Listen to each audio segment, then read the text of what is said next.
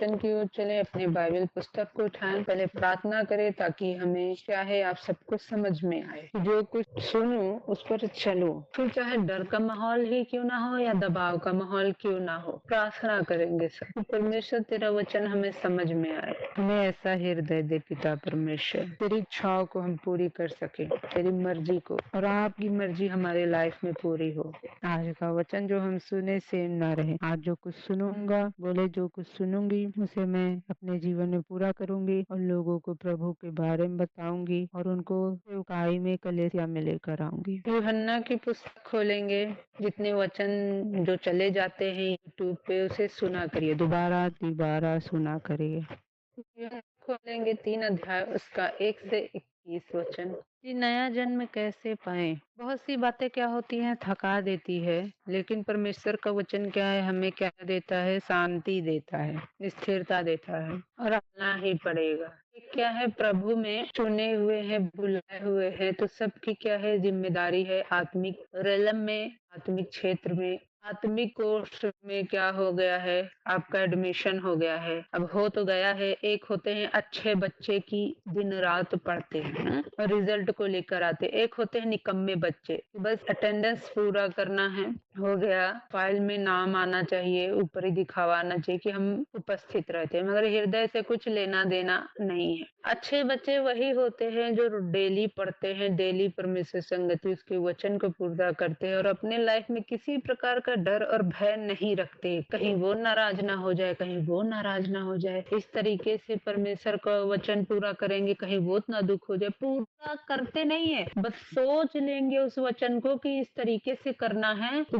तुरंत दिमाग में दिमागी शैतानी ख्याल आने लग जाता है, कहीं वो नाराज ना हो जाए, वो ना हो जाए। यही सारी बातें उठकर क्या होती है, परमेश्वर के वचन को दबा डालती, फिर आके पैर सकेल के बैठ जाते, फिर कहते हैं कि हुआ ही नहीं। जब तक कि आप कदम नहीं बढ़ाएंगे और आप आगे बढ़ने वाले नहीं हैं, आप मने में लड़कर सोचकर वही मने में ही फैसला लेकर खत्म कर दे, सोचते परमेश्वर की महिमा हो, ऐसा नहीं है। कितने बार समझ में आ रही है, तो अपने आप को क्या है धोखा ना दे, अपने आप को बालक के समान समझे, उम्र चाहे बड़ी हो जाए छोटी हो जाए, हम क्या है परमेश्वर सामने बालक है, उसके वचन को आज्ञाकारिता को पूरा करना ही परमेश्वर को भाता है।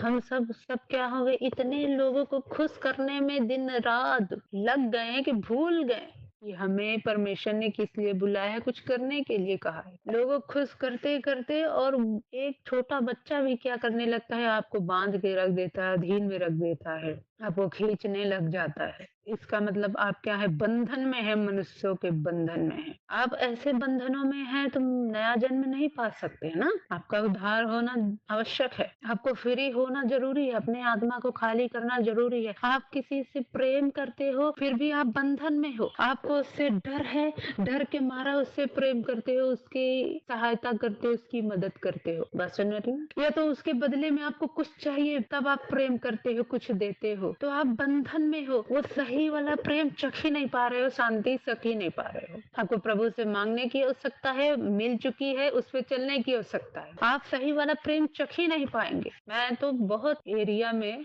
इतनी दिनों से चल रही, बहुत एरिया में मैं फ्री हूँ, मैं किसी से प्रेम, किसी की मदद करना चाहूँ बेधड़क, कोई दिल में नहीं आता कि कहीं ये इसके बदले मुझे भी ये सहायता करेगा, सेम कभी मैं पढ़ूंगी सिचुएशन में इस तरह, या मैं किसी के लिए दुआ करूँ, ऐसा कुछ भी नहीं है, या किसी की मदद करूँ, भाग रही हूँ, अपने में बिजी भी हूँ, फिर भी कोई परेशान है उसमें घुसना, क्योंकि मैं फ्री हूँ। और वो जब वो चीज कर देते हैं प्रेम वाला काम, तो पता चलता है कुछ निकल के गया है, समझ में आता ना कि कुछ दिया है प्रेम। यीशु मसीह ने कहा ना कि किसी ने मुझे छुआ, उनको कैसे मालूम, वो तो देख नहीं रहे थे, उनको कैसे मालूम, क्योंकि किसी ने विश्वास से छुआ, किसी ने विश्वास से ग्रहण किया, तो पता चलता है कि गया है अंदर से, गई है सामर्थ। आप जब किसी से प्रेम करते हैं, किसी को कुछ देते हैं, आपके अंदर से वो जाता ही नहीं, प्रेम है ही नहीं, तो जाएगा कहाँ से, वो जाता है क्योंकि उसने हमको दिया था तो मुझे भी देना पड़ेगा, उसने मुझे प्रेम किया था मुझे भी करना पड़ेगा। या तो आपको डर है कहीं मुझे प्रभु में आगे बढ़ने नहीं देगा, इसलिए प्रेम करते। नो नो,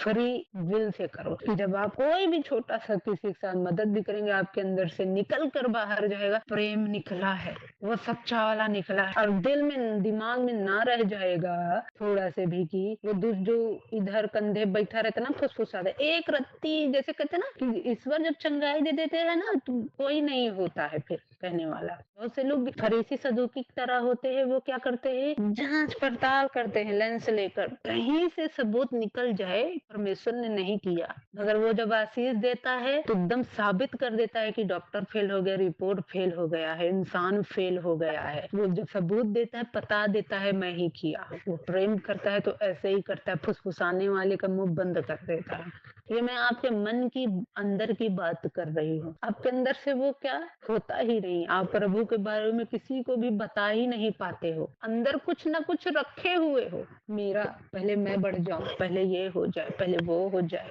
ऐसा हो जाए, पहले उसको खुश कराऊं, कहीं ये मेरा विरोध ना कर ले, कहीं वो ना कर ले।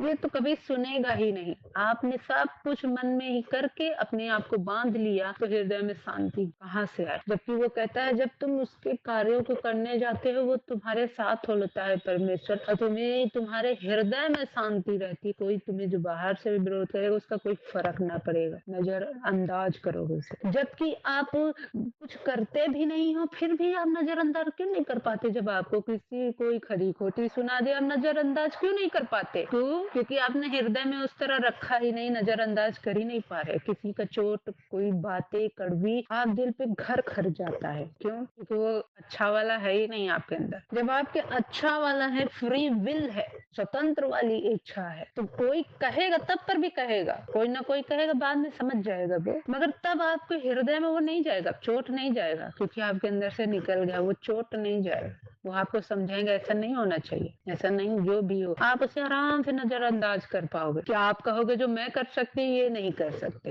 इसीलिए ये क्या कर रहे हैं, टो टो टो टो मारते रहते हैं, सिर्फ जलते रहते हैं, क्योंकि ये इस तरह नहीं कर पा रहे हैं। वो आपके हमदर्द कम है, वो आपके बढ़ने से डरते हैं। आप किसी भी क्षेत्र में चले जाओ, वो आपके पर मुंह से बोलेंगे ये करो, ऐसे करो, वैसे करो। जब आप उस पर कदम उठाओगे, बढ़ने लग जाओगे, वही खींचने लग जाएंगे। वो आपकी तरक्की से, उन्नति से, ऊंचाई से जलते हैं। आप खाली बैठे हो, कहेंगे आप निकम्मे हो। कुछ करने लगोगे, खींचेंगे, थोड़ा से आगे बढ़ा, डोर खींचते हैं, मगर आपको खींचना नहीं, पीछे जाना नहीं, आगे जाना है। हालेलुया, आगे जाना, किसी का भय नहीं मानना है, ना अपनी जिंदगी का, ना अपनी इज्जत का। आपके अंदर क्यों ये सारी चीजें रहती हैं? क्योंकि आपको फिक्र है अपनी इज्जत की, बेइज्जती की, शर्मिंदगी की। बहुत प्रकार अपने अंदर रख के रखो, मेरी रेपुटेशन, मेरा चीज। आप अपने चीजों को परमेश्वर के लिए गंवा देंगे, देखो परमेश्वर आपको कैसे शिरोमणि करता है। हम सोचते हैं हमारे ये हमदर्द हैं आसपास जो हमारी चिंता करते, नहीं, सब नहीं होते हैं,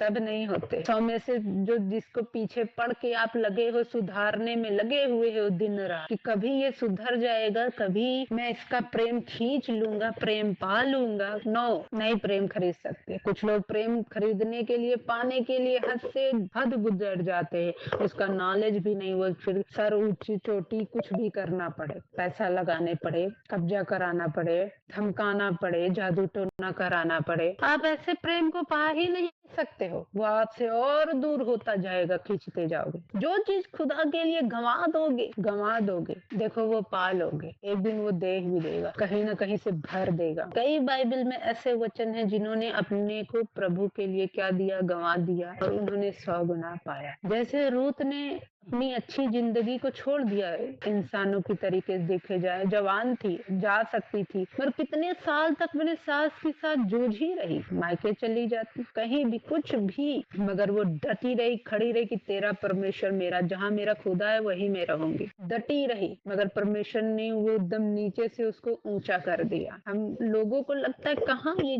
गंवा रहे हैं, कहाँ गंवा रहे हैं, मगर परमेश्वर देख रहा है कहाँ क्या हो रहा है। हम सोचते हैं कि हम कैसे करें, हम लाचार है, ऐसी ऐसी बातें आप बोल कर क्या करते हो, हम आलस करके बैठ जाते हैं, हम कुछ करना ही नहीं चाहते। नहीं, आप सारी चीजें करो, परमेश्वर मना नहीं करता, अपने घर को भी करो, परिवार संभालो, सारी चीजों, मगर जहाँ परमेश्वर की बातें आए, स्टैंड लो, खड़े हो जाओ।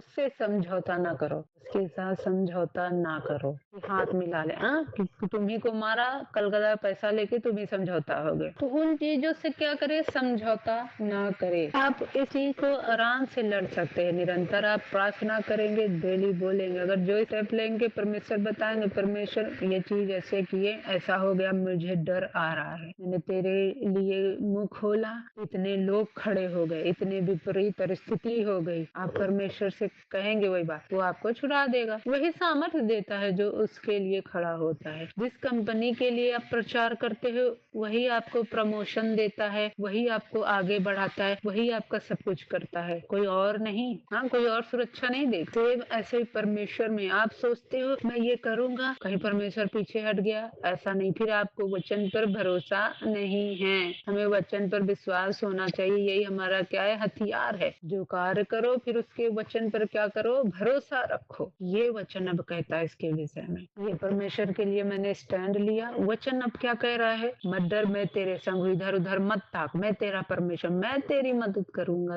मैं तुझे छुड़ाऊंगा। वही आपको क्या करेगा, ऐसे वचन भेजकर सामर्थ्य देगा और आप क्या हो जाएंगे, दृढ़ होते जाएंगे, मजबूत होते जाएंगे। आप भीगी बिल्ली की तरह नहीं होंगे, एक शेर की तरह दहाड़ते हुए उसको पाएंगे। तो अपने आप को क्या है, धोखा ना दे, अपने आप को धोखा ना दे। जैसे यहाँ लिखा है 10 में, यह सुनकर यीशु ने उससे कहा, तो इजराइलियों का गुरु होकर भी क्या इन बातों को नहीं समझता। यीशु मसीह निकोदेमुस से कह रहे हैं, तो इजराइलियों का गुरु होकर, जो परमेश्वर जो जानते हैं वहीं से निकला है सच्चा ईश्वर। यहूदियों से ही यीशु मसीह जन्मे हैं, उसी साइड का परमेश्वर था। तो वहाँ का गुरु होकर, पास्टर होकर, अगुआ होकर वही का प्रचार कर रहे हो और ये बातें तुम नहीं जान रहे हो और तुम हमारी गवाही ग्रहण नहीं करते। जब मैंने तुमसे पृथ्वी की बातें कही और तुम विश्वास नहीं करते, तो यदि मैं तुमसे स्वर्ग की बातें कहूँ तो फिर कैसे विश्वास करोगे। कोई स्वर्ग पर नहीं चढ़ा, केवल वही जो स्वर्ग से उतरा, अर्थात मनुष्य का पुत्र जो स्वर्ग में है। तो परमेश्वर ही आपको आजाद करने आया है। आपको दुनिया वाले वही बंधन में, समाज में, संसार के में बांध कर रख देंगे, इतना आपको बोझ दे देंगे सारे कामों में, सारी चीजों में, कि यही तक ये सीमित रह जाए, समय ही ना मिले इसको सोचने का आगे। इस तरह से मूसा ने जंगल में पीतल के सांप को ऊंचे पर चढ़ाया। जब सब इजराइलियों को सांप ने काट लिया था, उसी रीति से अवश्य मनुष्य के पुत्र को भी ऊंचे पर चढ़ाया जाए। ये कहाँ लिखा है, गिनती की पुस्तक 21 अध्याय उसका 4 और 9 वचन खोलेंगे तो आपको मिलेगा मूसा ने कैसे। फिर उन्होंने होर पहाड़ से कूच करके लाल समुद्र कर मार लिया। एदोम देश से बाहर बाहर घूम कर जाए और लोगों का मन मार्ग के कारण बहुत व्याकुल हो गया, इसलिए वे परमेश्वर के विरुद्ध बात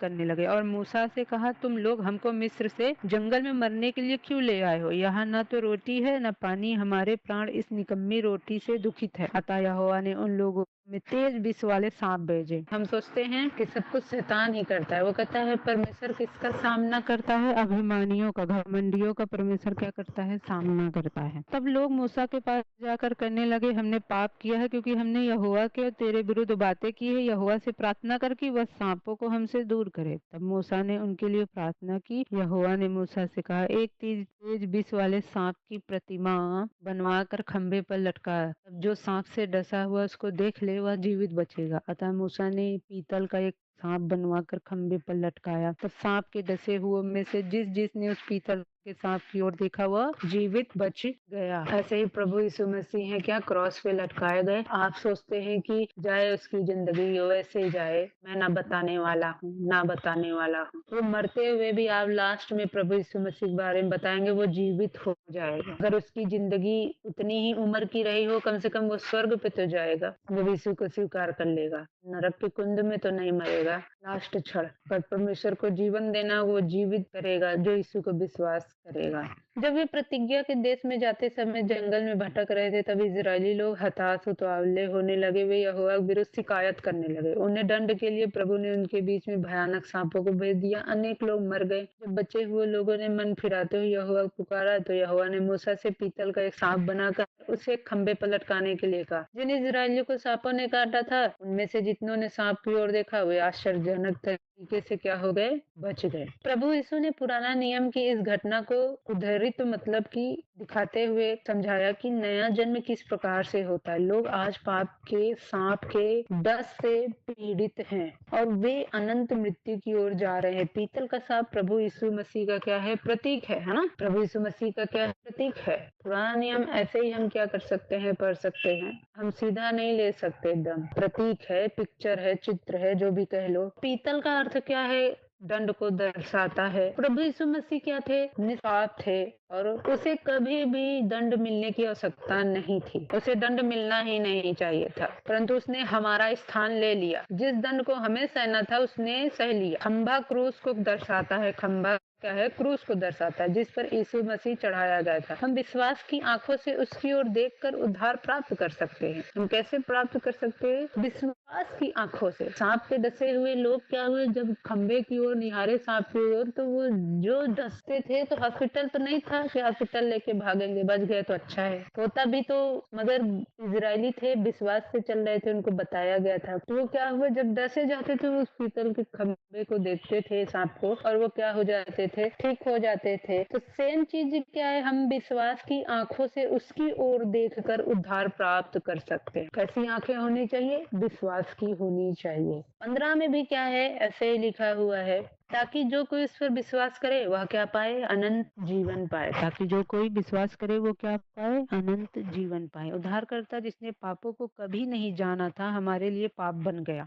ताकि हम उसमें होकर परमेश्वर की धार्मिकता बन जाएं, ताकि हम उसमें मिलकर क्या हो जाए, धार्मिकता बन जाए। जो कोई प्रभु यीशु मसीह पर विश्वास करे वह मुफ्त में एक भेंट के रूप में अनंत जीवन प्राप्त करता है। ये मुफ्त में मिला है, बात सुनो एकदम, मुफ्त में मिला है अनंत जीवन। इसका कोई कीमत हमें अदा नहीं करनी पड़ी, कोई भुगतान नहीं भुगतना पड़ा, कोई हमें कुछ चढ़ावे की आवश्यकता ना पड़ी, कुछ भी नहीं, किसी चीज की, ये मुफ्त में हमें क्या मिला, अनंत जीवन मिला है। आप ये भी ना सोचे, इसे विश्वास से ग्रहण करें। ये ना सोचे कि संसार में जो बातें उठती हैं ये जवाब देने के लायक है, तर्क वितर्क करने के लिए, विवाद करने के लिए है, वो तो उनका मुंह बंद करने के लिए है, ठीक है। लेकिन आप भी क्या रखे, विश्वास रखे, क्योंकि यीशु मसीह की ओर आप क्या है, विश्वास से देखेंगे, अनंत जीवन पाएंगे। आप इसलिए नहीं सीख रहे हैं क्योंकि हमें किसी को समझाना है, किसी को लज्जित करना है, उसको दबाना है, नहीं, आपके उद्धार के लिए है ये सारी चीजें। क्योंकि परमेश्वर ने जगत से ऐसा प्रेम रखा कि उसने अपना इकलौता पुत्र दे दिया, ताकि जो कोई उस पर विश्वास करे वह नष्ट ना हो परंतु अनंत जीवन पाए। इसलिए क्योंकि इसमें उद्धार के सुसमाचार को बिल्कुल साफ साफ सरल रीति से प्रस्तुत किया गया है। और ये क्या हो रहा है, प्रभु यीशु मसीह के द्वारा निकोदेमुस को क्या दिया जा रहा है, शिक्षा दी जा रही है। सारांश में, विस्तार में क्या दी जा रही है, शिक्षा दी जा रही है कि किस तरह से नया जन्म प्राप्त होता है। और यहाँ पर क्या है, लिखा हुआ है कि जगत, परमेश्वर ने ऐसा जगत से प्रेम किया कि अपने इकलौते पुत्र को दे दिया। यहाँ पर संसार सारी मानव जाति को कहा गया है। ध्यान देने वाली बात है, यहाँ संसार क्या है, सारे मानव जाति के लिए कहा गया है, सिर्फ यहूदियों के लिए नहीं कि जो सिर्फ जो प्रभु में जन्मे हैं, यहूदी हैं, क्रिश्चियन, उन्हीं के पास जाना है। पहले ऐसा ही होता था, ईश्वर बटे हुए कि ये इसका, जो चले गए उसका, उसकी ओर जाना नहीं, जाना नहीं, इनसे कुछ लेना देना नहीं, हम पवित्र हैं। पहले यहूदियों का ही सिर्फ परमेश्वर था, जो भी संदेश दिया जाता था वही इजरायलियों को दिया जाता था। मगर प्रभु यीशु मसीह जब आए तो क्या हो गया, सारे मानव जाति के लिए किया। सारे, परमेश्वर ने मनुष्य के पापों या संसार के बुरे तंत्र से प्रेम नहीं रखा, परंतु वह लोगों से प्रेम रखता है और नहीं चाहता कि उनमें से कोई भी क्या हो, नाश हो। इसीलिए वो आपको क्या करता है, वो बताता रहता है, जाओ लोगों को सुसमाचार बताओ, मानव जाति का उद्धार हो, लोगों को बताओ। क्या हमें उसकी पीड़ा समझ में नहीं आती है, समझनी चाहिए। उसके प्रेम की सीमा इस सत्य पर, इस सच्चाई पर देखी जा सकती है कि उसने अपना इकलौता पुत्र दे दिया है। जो कह रहा है, कैसे हम देख सकते हैं इसकी, इसमें कितनी सच्चाई है, क्योंकि उसने अपना इकलौता पुत्र दे दिया है। आप पुरानी चीजों को कैसे जानते हो, इतिहास में जो लिखा है तभी तो जानते हो। आपने कभी गांधी जी को देखा था, कभी भगत सिंह को देखा था, तो कैसे जानते हो कि उन्होंने बलिदान किया, इतिहास पढ़ते हो। तो सेम चीज है, आप परमेश्वर जो बता रहा है कैसे जानते हो, ये सच्चाई है, बयां है, लिखा हुआ है। परमेश्वर का हमारे प्रभु यीशु के सम्मान और कोई दूसरा पुत्र नहीं है, कोई दूसरा पुत्र नहीं है परमेश्वर के समान। यह उसके असीमित प्रेम की अभिव्यक्ति करती थी कि उसने अपने आदित्य पुत्र को विद्रोही पापी मानव जाति के लिए क्या दे दिया। ऐसे जाति को दे दिया जो क्या है, अपवित्र है, पापी है, विद्रोही है, हमेशा सच्चाई का विरोध करती है, सही चीजों का हरदम गलत इस्तेमाल करती है।